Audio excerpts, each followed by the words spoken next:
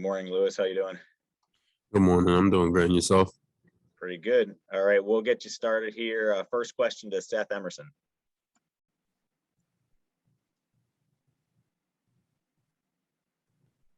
Sorry. Hey, Lewis. Hate to ask, but this is a common question I get from people. What do you all only get tested for COVID if you're symptomatic or unvaccinated, or is there like still surveillance testing going on for you all like last year? I honestly know as little as you do.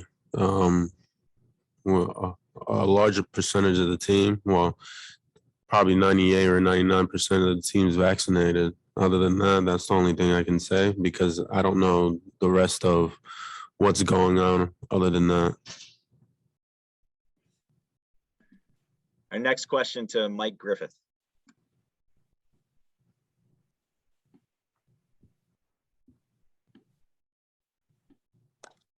You there, Mike? Oh, yeah, thank you. I asked Coach Lanning earlier about Michigan being a power football team, and yet they have all these explosive plays. I know that you've studied this team deeply. How do you explain that paradox? How is a power team also so explosive?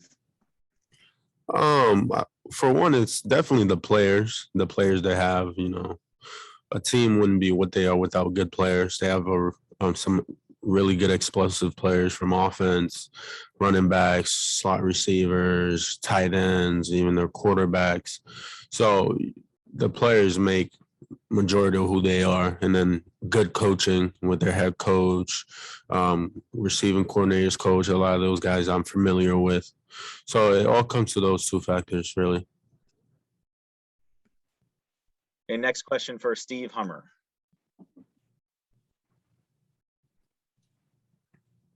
Yeah, hey, Lewis, the specific to the secondary, what did you guys need to fix after the last game? Specifically to our secondary.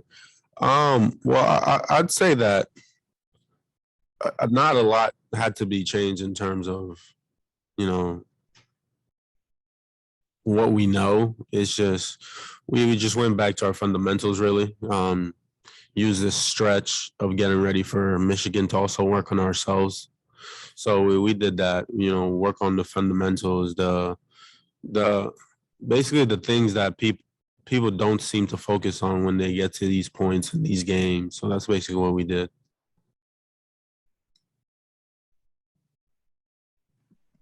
All right, next question for David Hale. Hey, Lewis.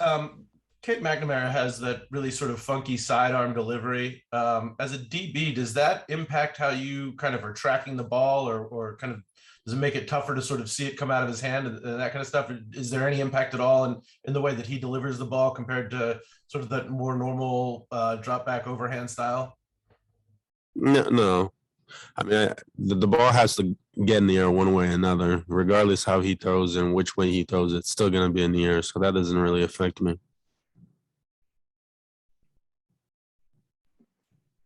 Okay, next question for Jed May. Go ahead, Jed. Yeah, Lewis, a two-part question. One, you mentioned the fundamentals there. Sort of what are the fundamentals that y'all have been working on in practice over the past couple of weeks? And then two, I guess a couple of weeks ago, you mentioned, y'all did some things you hadn't really done all year against Alabama. Has there been an emphasis in practice on, I guess, doing what y'all have done all year to get you to this point? Well, basically the fundamental stuff is tracking the ball at the highest point, tackling, because in bowl games, there's a lot of missed tackles. Making sure we communicate from D linemen to linebackers to the four corners of the DBs, from corner to safety. Other than that, it's just those little things that'll make a big difference when it comes to the games. A lot of people might not think so, but we think so, and that's why we're really focused on that. And secondly, what was your second part of your question? Can you hear me?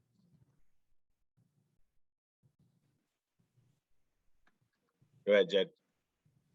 Sorry, I was muted still.